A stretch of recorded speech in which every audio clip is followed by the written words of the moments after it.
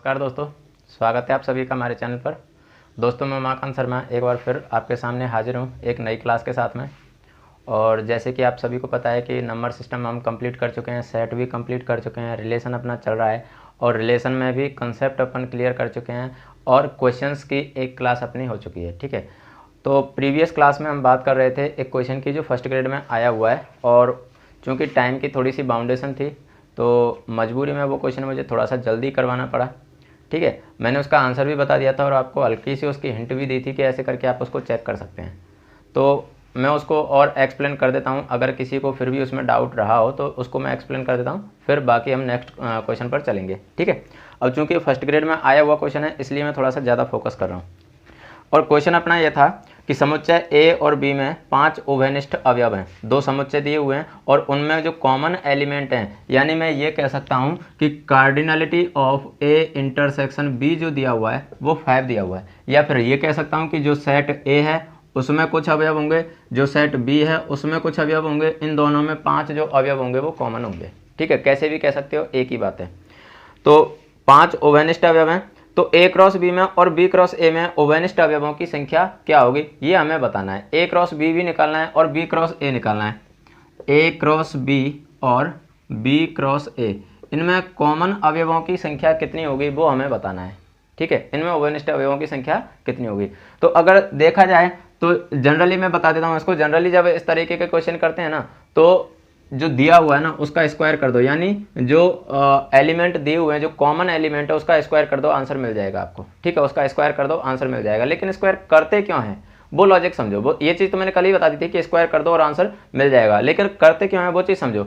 मैंने कुछ एग्जाम्पल लिए, जैसे मान लो मैं ले लेता हूँ a इक्वल्स टू 1 2 और 3। मैंने ये कोई एक सेट ए ले लिया, ठीक है, और मैंने दूसरा सेट लिया बी ले लिया, मान लो मैंने 2 and 3, 2 and 3। अब देखो यहाँ पर कॉमन एलिमेंट कितने हैं, 2 और 3, यहाँ भी 2 और 3। या चलो मैं अभी एक कॉमन एलिमेंट ले लेता हूँ ताकि थोड़ी सी आसानी रहे आपको इस पैटर्न को समझने में। ठीक है, तो मैंने ले लिया यहाँ पर मान लो 3,4। ठीक है, पैटर्न को समझने में थोड़ी सी आसानी रहेगी आपको। अब देखो मैंने क्या बोला कि जो कॉमन एलिमेंट हो, मतलब नंबर ऑफ या cardinality of A intersection B जो भी है उसका स्क्वायर कर दो। तो यहाँ पर देख सकते हैं कि कॉमन एलिमेंट क्या है, 3 है ना, केवल एक ही एलिमेंट कॉमन है, मतलब एक का स्क्वायर कर दो। एक का स्क्वायर किया तो कितना आया, एक, मतलब केवल और केवल एक ही एलिमेंट ऐसा होगा जो ए क्रॉस बी और बी क्रॉस ए दोनों में कॉमन होगा। चेक करते हैं। सबसे पहले मैंने ए क्रॉस बी निकाला। ए क्रॉस बी का मतलब क्या होगा, ए के एलिमेंट फिर बाद में बी के एलिमेंट। तो 1,3 1,4 2,3 2,4 3,3 3,4, ये लो, ये तो आ गया एक ए क्रॉस बी। अब मुझे निकालना है बी क्रॉस ए। तो यहाँ से देखो 3,1, क्योंकि अब पहले बी का एलिमेंट आएगा तो 3,1 3,2 3,3, उसके बाद में 4,1 4,2 4,3। जरा चेक करना इसमें कॉमन एलिमेंट कितने हैं। ये 1,3, इसमें कहीं भी 1,3 है क्या, नहीं है। 1,4 नहीं है सर, 2,3 नहीं है, 2,4 नहीं है, 3,3 ये रहा। ठीक, 3,4 कहीं भी है क्या, नहीं है सर, मतलब केवल और केवल एक ही एलिमेंट कॉमन आया ना, एक ही एलिमेंट कॉमन आया, क्योंकि एक का स्क्वायर किया था इसलिए एक का स्क्वायर एक ही होता है। तो जब एक एलिमेंट कॉमन था तब कॉमन मतलब जब इन दोनों सेटों में एक एलिमेंट कॉमन था तो इन दोनों कार्टेशियन प्रोडक्ट में भी एक ही एलिमेंट कॉमन आया, क्योंकि एक का स्क्वायर एक ही होता है। अब मैं 2 कॉमन एलिमेंट लेके बताता हूँ। ठीक है, मैं 2 कॉमन एलिमेंट लेके बताता हूँ। जैसे मान लो सेट अपनी यही है और मैं इसमें 3 और 4 जो एलिमेंट थे, अब मैं इसमें 2 कॉमन कर देता हूं, मतलब मैंने यहाँ पर ले लिया 2 3 and 4, 2 एलिमेंट कॉमन हो चुके हैं। अब यहाँ पर 2 3 और यहाँ भी 2 और 3, 2 कॉमन एलिमेंट हो चुके हैं। अब देखो मैंने निकाला ए क्रॉस बी। ए क्रॉस बी जब निकालेंगे तो क्या जाएगा, 1 and 2 1 and 3 1 and 4 2 and 2 2 and 3 2 and 4, उसके बाद में 3 and 2 3 and 3 और 3 and 4। ये A क्रॉस B आ गया। अब B क्रॉस A निकालो। B क्रॉस A क्या आएगा? 2 and 1, 2 and 2, 2 and 3, 3 and 1, 3 and 2, 3 and 3, उसके बाद में 4 and 1, 4 and 2, 4 and 3। ये लो, ये मैंने A क्रॉस B निकाला और B क्रॉस A निकाला। अब देखो यहाँ पर कॉमन एलिमेंट कितने थे? 2 और 3, यानी 2 एलिमेंट कॉमन है ना, तो 2 का स्क्वायर कितना होता है? 2 का स्क्वायर कितना होता है? 4। मतलब इनमें कॉमन एलिमेंट 4 होने चाहिए। चेक करते हैं। 1,2 यहाँ कहीं भी 1,2 दिख रहा है क्या? नहीं दिख रहा सर। 1,3 1,3 दिख रहा है? नहीं दिख रहा सर। 1,4 नहीं है। फिर उसके बाद में 2,2 देखो 2,2 यहाँ भी है, 2,2 यहाँ भी है, एक एलिमेंट कॉमन मिल गया। फिर 2 and 3 यहाँ भी है, ठीक है, 2 एलिमेंट कॉमन मिल गए। उसके बाद में 2 and 4 यहाँ नहीं है। फिर 3 and 2 ये लो, 3 and 2 भी है, 3 and 3 ये भी है, और 3 and 4 लेकिन वो यहाँ नहीं है, और बाकी के चारों बचे ये इसमें नहीं है। तो कहने का मतलब काउंट करो कितने कॉमन एलिमेंट आए? 1 2 3 4, 4 एलिमेंट कॉमन आए ना, देख सकते हो। 2 and 2, 2 and 2, 2 and 3, 2 and 3, 3 and 2, 3 and 2, 3 and 3, 3 and 3। कहने का मतलब 4 एलिमेंट कॉमन आए। तो अब यहाँ से रिलेट कर सकते हो, कि जब भी हमें कॉमन एलिमेंट दिए हों, दो सेटों में कॉमन एलिमेंट दिए हों, तो उनका जो क्रॉस करवाया जाएगा या उनका जो कार्टेशियन प्रोडक्ट करवाया जाएगा, उनमें कॉमन अवयवों की जो संख्या होगी वो कितना होगी, उसका स्क्वायर कर दो। ठीक है, अब समझ में आ चुका होगा अच्छे से। मैं 2 एग्जाम्पल लेके बता चुका हूँ। ठीक, चलिए अब अगले क्वेश्चन की तरफ चलते हैं।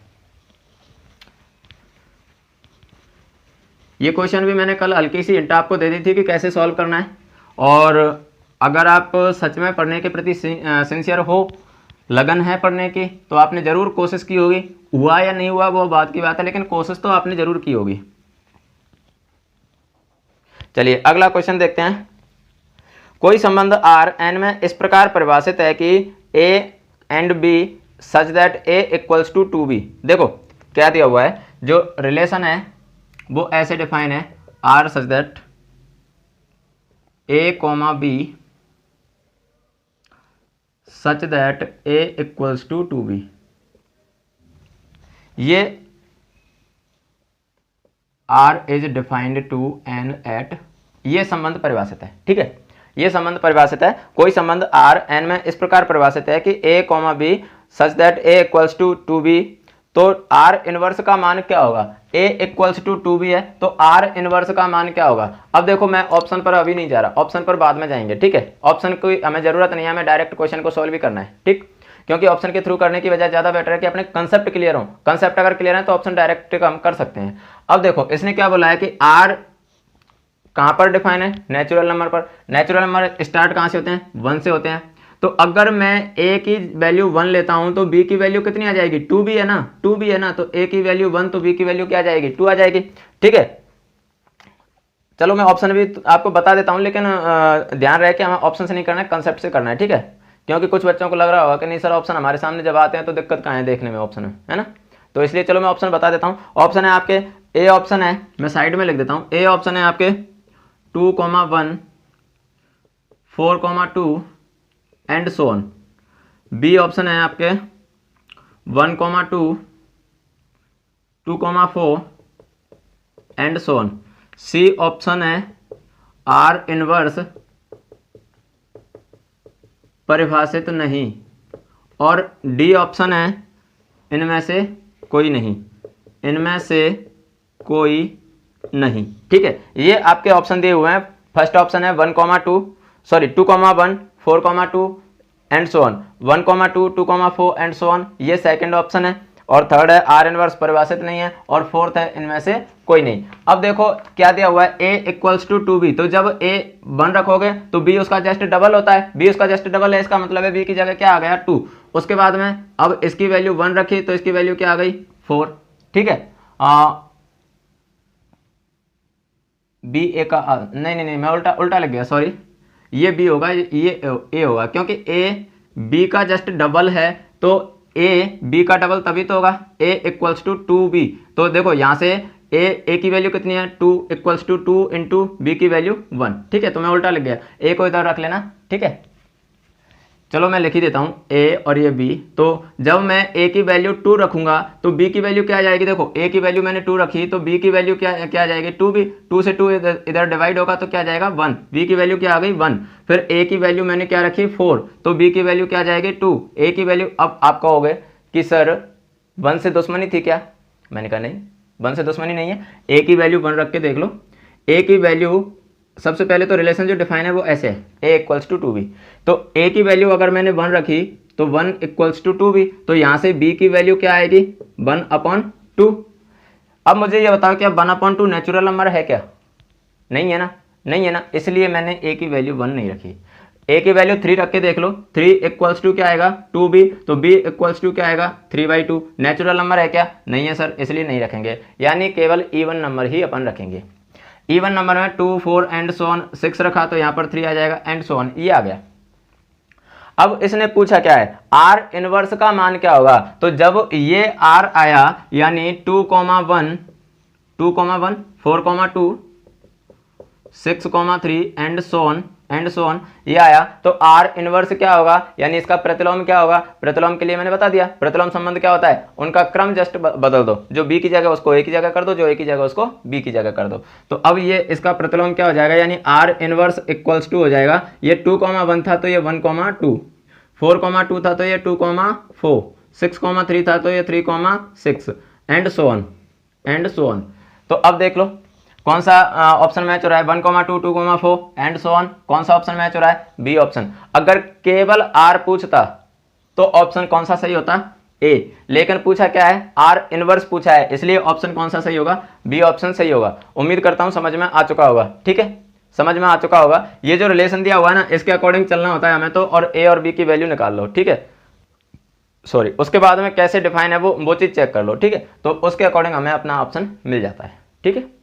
चलिए, मैं इसीलिए ऑप्शन नहीं देना चाह रहा था क्योंकि इसमें ऑप्शन है ना वो ऐसे ही दिए हैं, तो मैं चेक करना चाह रहा था, क्योंकि हो सकता है कि कुछ बच्चे डायरेक्ट इसको टिक कर देते, लेकिन ये होगा नहीं। क्यों नहीं होगा, क्योंकि ये तो संबंध है ना कि प्रतिलोम संबंध। ये तो जो जनरल रिलेशन जो डिफाइन है वो दिया हुआ है, हमें तो प्रतिलोम निकालना है ना, तो प्रतिलोम कौन सा होगा, बी ऑप्शन राइट होगा, ठीक है। चलिए अगले क्वेश्चन पर चलते हैं। और अगला क्वेश्चन है, यदि समुच्चय ए पर R एवं S दो तुल्यता संबंध हो तो, अब ऑप्शन दिए हुए हैं, यदि समुच्चय ए पर R एवं S दो तुल्यता संबंध हो तो R यूनियन S तुल्यता संबंध होगा, R इंटरसेक्शन S तुल्यता संबंध होगा, R डिफरेंस S तुल्यता संबंध होगा, या इनमें से कोई नहीं। ये दिया हुआ है कि एक सेट है A, इस पर R और S दो संबंध डिफाइन है, ठीक है, ये दो संबंध डिफाइन है, और ये दोनों कैसे हैं, इक्विवेलेंस सेट हैं, यानी तुल्यता संबंध है, इक्विवेलेंस सेट है या तुल्यता संबंध है। तो अब पूछा यह है कि क्या R यूनियन S तुल्यता होगा, क्या R इंटरसेक्शन S तुल्यता होगा, क्या R डिफरेंस S तुल्यता होगा, या इनमें से कोई नहीं। ये चार ऑप्शन दिए हुए हैं, इनमें से कोई नहीं। तो ध्यान करो, मैंने आपको नोट्स अवेलेबल करवाए और नोट्स में मैंने वो रिजल्ट जो थे, कल की हमारी क्लास लेट क्यों हुई थी, वो इसीलिए तो हुई थी क्योंकि मैंने नोट्स में रिजल्ट जो दिए थे कल उनको पहले एक्सप्लेन किया था, पहले मैंने उन रिजल्ट्स को एक्सप्लेन किया था कि भाई ये तुम्हें डायरेक्ट याद रखने हैं। और देख लो क्वेश्चन बन गया, वहां से आया समझ में, यहां से क्वेश्चन बन गया कि R और S दोनों इक्विवेलेंस सेट हैं, तो इक्विवेलेंस सेट हैं तो यूनियन तुल्यता होगा, यानी यूनियन इक्विवेलेंस होगा, या इंटरसेक्शन इक्विवेलेंस होगा, या डिफरेंस इक्विवेलेंस होगा, या फिर इनमें से कोई नहीं होगा, ठीक है। ऑप्शन है तुम्हारे, मैं लिख देता हूं, ये ए ऑप्शन डिफरेंस, चलो मैंने सीक्वेंसली लिखा है, कोई दिक्कत नहीं है, सीक्वेंसली ही लिखा है मैंने, कोई दिक्कत नहीं है, ठीक है। तो अब देखो ये तुल्यता संबंध है, तो अब आपको पता होगा, रिजल्ट मैंने बोला था कि डायरेक्ट याद रखने हैं, तो अगर आपको याद होंगे तो आपको ये पता होगा कि इंटरसेक्शन है वो तो तुल्यता होता है, बाकी ये दोनों तुल्यता नहीं होते। अगर R और S दो सेट हैं और दोनों ही इक्विवेलेंस सेट हैं तो उनका जो इंटरसेक्शन होगा वो भी इक्विवेलेंस सेट ही होगा। आया समझ में, तो ऑप्शन नंबर बी इसका राइट आंसर हो जाएगा, ठीक है। इसमें वैसे समझाने वाली कोई खास बात थी भी नहीं क्योंकि तो रिजल्ट से डायरेक्ट क्वेश्चन पुट हुआ है। मैंने इसीलिए बोला था कि रिजल्ट आपको डायरेक्ट याद रखने हैं। चलिए अगले क्वेश्चन पर चलते हैं। और अगला क्वेश्चन है, यदि ए व बी दो अरिक्त समुच्चय हों, अरिक्त का मतलब non empty, if A and B are two non empty set तथा एन ऑफ ए यानी cardinality of A equals to 2, cardinality of B equals to 3, तो ए और बी में संबंधों की कुल संख्या क्या होगी? ये दिया हुआ है N of A equals to 2, N of B equals to 3। तो पूछा यह है कि ए से बी में संबंधों की कुल संख्या क्या होगी? संबंधों की कुल संख्या। अब संबंधों की कुल संख्या कैसे निकालेंगे, बताओ कैसे निकालते हैं? अरे कुल संख्या बोलिए, देखो दो चीजें पूछी जाती हैं यहां से, संबंधों की कुल संख्या, संबंधों की कुल संख्या, और एक पूछी जाती है अरिक्त संबंधों की कुल संख्या। अरिक्त संबंधों की कुल संख्या कैसे निकालते हैं? कुल संख्या तो कैसे निकालेंगे? 2 की पावर m इंटू एन, ऐसे ही तो निकालते हैं, 2 की पावर m इंटू एन, और 2 की पावर m इंटू एन क्या हो जाएगा? m की वैल्यू क्या है यहाँ पर 2, n की वैल्यू क्या है यहाँ पर 3, m इंटू एन कहो, p इंटू क्यू कहो, क्या मतलब क्या फर्क पड़ रहा है? हमें तो सिर्फ दोनों की कार्डिनलिटी को 2 की पावर में मल्टीप्लाई करवा देना है, ठीक है। तो 2 की पावर mn यानी 2 की पावर 2 इंटू 3, कह सकते हैं कि 2 की पावर 6। और अगर वैल्यू में ही आंसर पूछ ले तो वैल्यू में आंसर कितना हो जाएगा? 64। और अगर पूछ ले अरिक्त संबंधों की कुल संख्या, तो हम जानते हैं कि संबंध क्या होते हैं? सबसेट ही तो होते हैं, और सबसेट में एक तो यानी सबसेट एक तो फाई होता है यानी एम्प्टी सेट होता है, तो एम्प्टी सेट को हटा दिया जाए तो बाकी सेट क्या बच जाएंगे? नॉन एम्प्टी सेट बच जाएंगे, यानी अरिक्त संबंध बच जाएंगे। तो जो अरिक्त संबंध बचेंगे उनमें उनको टोटल में से 1 को माइनस कर दें तो अरिक्त आ जाएंगे। तो ये हो जाएगा 2 की पावर mn -1। सारी चीजें मैं पहले लिखा चुका हूँ, क्लास में समझा चुका हूँ ये सारी चीजें, ठीक है। तो 2 की पावर mn यानी कह सकते हैं कि 2 की पावर 6 - 1, 2 की पावर 6 - 1, या ये भी कह सकते हैं कि 64 - 1 यानी 63। लेकिन इसने पूछा क्या है हमसे? तो संबंधों की कुल संख्या पूछी है, तो इसको चेक करने की हमें जरूरत नहीं थी। मैंने जनरली कहते हैं ना कि एक क्वेश्चन को जब पढ़ो तो उसका पूरा पोस्टमार्टम कर दो ताकि उसके सारे कंसेप्ट क्लियर हो जाएं, ठीक है। इसलिए मैंने ये चीजें बता दी हैं। बाकी हमसे तो केवल यही पूछा था कि संबंधों की कुल संख्या क्या होगी, और ऑप्शन दिए हुए हैं तुम्हारे 4, 63, 64 और 8। ऑप्शन कौन सा सही होगा? कुल संख्या पूछी है, कुल संख्या, सी ऑप्शन राइट आंसर होगा। आया समझ में? सी ऑप्शन राइट आंसर होगा। चलिए अगला क्वेश्चन देखते हैं।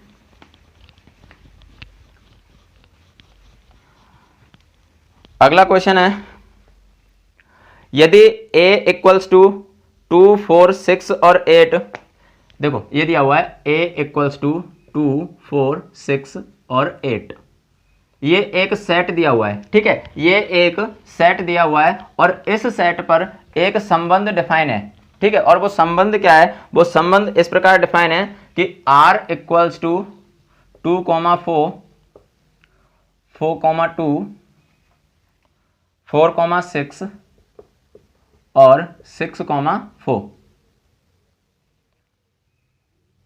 ये संबंध डिफाइन है। तो हमसे ये पूछा है कि ये संबंध का प्रकार क्या है, यानी क्या ये प्रतिसम्मित संबंध है,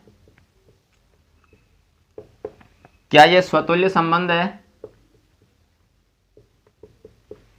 क्या ये सम्मित संबंध है, और क्या ये संक्रामक संबंध है।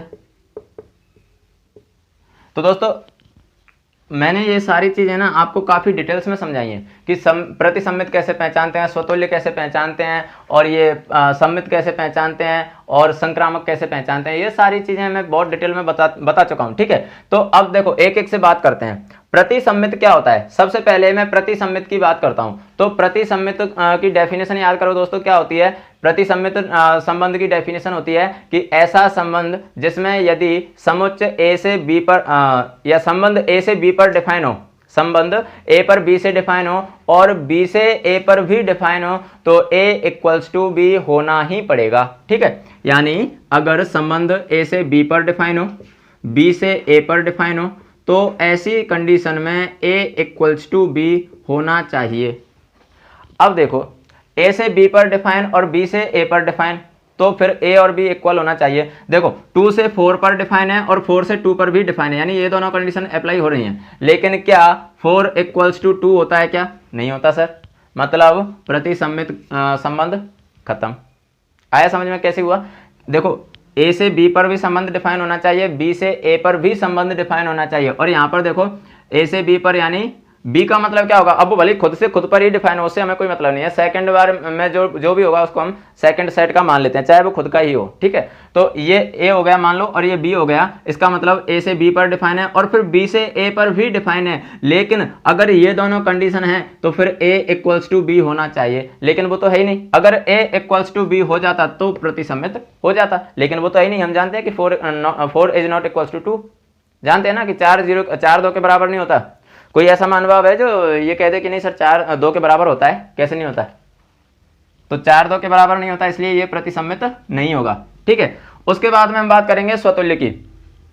तो स्वतुल्य क्या होता है? स्वतुल्य का मतलब होता है कि उसका प्रत्येक अवयव स्वयं से संबंधित होना चाहिए। तो अब देखो प्रत्येक अवयव स्वयं से संबंधित होना चाहिए। यहां पर देखो पहला एलिमेंट क्या है? 2 से संबंधित होना चाहिए था, लेकिन है ही नहीं इसमें। कहीं 2,2 दिख रहा है क्या?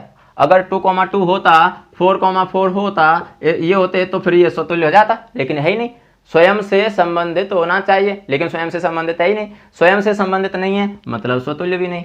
स्वतुल्य कैसे पहचानते हैं? स्वतुल्य कैसे पहचानते हैं कि समुच्चय का अवयव स्वयं से संबंधित होना चाहिए, लेकिन स्वयं से संबंधित तो है ही नहीं यहाँ पर, तो स्वतुल्य भी नहीं है। अब बात करेंगे सम्मित की। सम्मित क्या होता है? सम्मित का मतलब होता है यदि मैंने ए रिलेशन टू बी निकाला और बी रिलेशन टू ए निकाला, यदि मैंने ए रिलेशन टू बी निकाला और बी रिलेशन टू ए निकाला, तो ये दोनों कैसे आने चाहिए? बराबर आने चाहिए। इंडिविजुअली हम ये भी कह सकते हैं कि आर इक्वल्स टू क्या होना चाहिए? आर इनवर्स होना चाहिए। यदि संबंध ए से बी पर परिभाषित है तो बी से ए पर भी परिभाषित होना चाहिए, ये भी कह सकते हैं। तीनों में से कैसे भी चेक कर सकते हो। तो देखो ए से बी पर परिभाषित है तो बी से ए पर भी परिभाषित होना चाहिए। देखो इनको मैं मिटा देता हूं। देखो 2 से 4 पर परिभाषित है, इसका मतलब 4 से 2 पर भी परिभाषित होना पड़ेगा अगर सम्मित हुआ तो। 4 से 2 पर परिभाषित है, बिल्कुल पहली बात बिल्कुल सही, ठीक। इनमें चेक करते हैं। 4 से 6 पर परिभाषित है तो 6 से 4 पर भी परिभाषित होना ही पड़ेगा। तो देख लो 6 से 4 पर भी परिभाषित है। आया समझ? इसका मतलब ये सम्मित होगा। ऐसे चेक नहीं करना, दूसरे तरीके से कर सकते हो। दूसरे तरीके से कैसे? मैंने क्या बोला कि सम्मित में R इक्वल्स टू क्या होता है? R इनवर्स होता है। अब देखो ये R दिया हुआ है, इसका R इनवर्स निकालना जरा क्या आएगा? तो देखो ये आ जाएगा 2,4 है, ये क्या हो जाएगा? 4,2। 4,2 है, ये क्या हो जाएगा? 2,4। 4,6 है, ये क्या हो जाएगा? 6,4। और ये 6,4 है, ये क्या हो जाएगा? 4,6। चेक करना जरा सेम है क्या? 2,4 2,4 आ गया। 4,2 ये 4,2, 4,6 ये 4,6 और ये 6,4 आ गया ना। R is equals to R inverse, इसलिए कौन सा हो जाएगा? सम्मित हो जाएगा। अब बात करते हैं कि संक्रामक क्यों नहीं हुआ। संक्रामक होने के लिए क्या था कि अगर A B से रिलेटेड है और B C से रिलेटेड है तो इसका मतलब है कि A को C से रिलेटेड होना चाहिए, ठीक है। A को C से रिलेटेड होना चाहिए। अब देखो यहां से देख सकते हैं कि 2 4 से रिलेटेड है, ठीक है, और 4 6 से रिलेटेड है, 2 4 से रिलेटेड है, ये रहा 2 4 से रिलेटेड है और 4 6 से रिलेटेड है। इसका मतलब है कि 2 को 6 से रिलेटेड होना चाहिए, लेकिन 2 6 से रिलेटेड है क्या? कहीं दिख रहा है क्या 2,6? नहीं दिख रहा ना, इसका मतलब ये संक्रामक भी नहीं होगा। अब ऑप्शन कौन सा सही हो गया हमारा? सम्मित ऑप्शन सही हो गया, यानी ये संबंध कैसा होगा? सम्मित संबंध कहलाएगा, ठीक है। चलिए आगे बात करते हैं।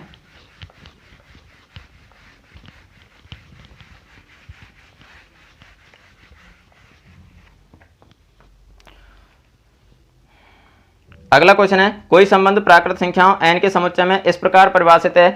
संबंध दिया हुआ है हमें a, b such that a minus B equals to 3।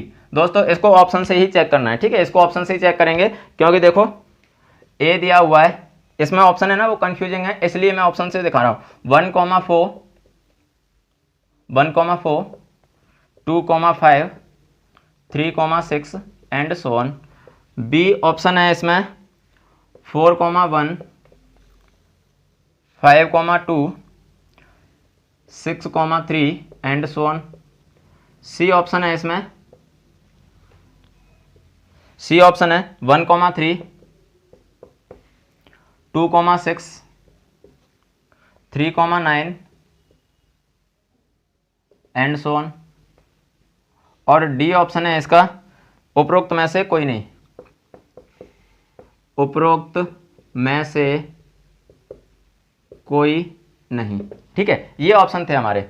अब इसमें क्या है, देखो a minus B equals to 3, मतलब a और b का डिफरेंस जो आना चाहिए वो कितना आना चाहिए, 3 आना चाहिए। अब देखो डिफरेंस यहां भी 3 है, लेकिन यहां पर डिफरेंस किसका 3 है, b माइनस a का, मतलब सेकंड नंबर में से फर्स्ट नंबर को माइनस करें, यानी सेकंड सेट में से फर्स्ट को माइनस करेंगे तब जाके हमारा 3 आएगा। लेकिन हमें तो क्या चाहिए, a माइनस बी चाहिए, b माइनस a थोड़ी ना चाहिए। तो यहां पर देखो a माइनस बी करेंगे 3 आ जाएगा ना भाई। यहां पर तो ए बी माइनस ए करना पड़ा तब जाके 3 आया, लेकिन हमें तो ए माइनस बी करना है ना, ए माइनस बी। अब तो ये चीज अच्छे से समझ में आ चुकी होगी कि ए का मतलब पहला एलिमेंट, बी का मतलब दूसरा एलिमेंट। तो अब देखो ए माइनस बी है, मतलब फर्स्ट एलिमेंट में से सेकंड एलिमेंट को माइनस करना है। फर्स्ट एलिमेंट में से सेकंड को माइनस करेंगे, क्या आ रहा है, 3 आ रहा है, यहाँ भी 3 आ रहा है, यहाँ भी 3 आ रहा है, सभी जगह 3 आ रहा है। इसका मतलब ये ऑप्शन हमारा राइट आंसर हो जाएगा, क्योंकि अब इसमें देखो a माइनस बी करेंगे कितना आ रहा है, -2, यहाँ -4, यहाँ -7 एंड सो ऑन ये आ रहा है। यहाँ देख सकते हैं यहाँ -3, यहाँ भी -3, यहाँ -3, सभी जगह -3 आ रहा है, जबकि हमें तो चाहिए क्या, 3 चाहिए, इसलिए बी ऑप्शन राइट आंसर हो जाएगा। आज की क्लास का लास्ट क्वेश्चन है दोस्तों, यदि a इक्वल्स टू 1 2 3 हो तो a से a में परिभाषित संबंधों की संख्या क्या होगी।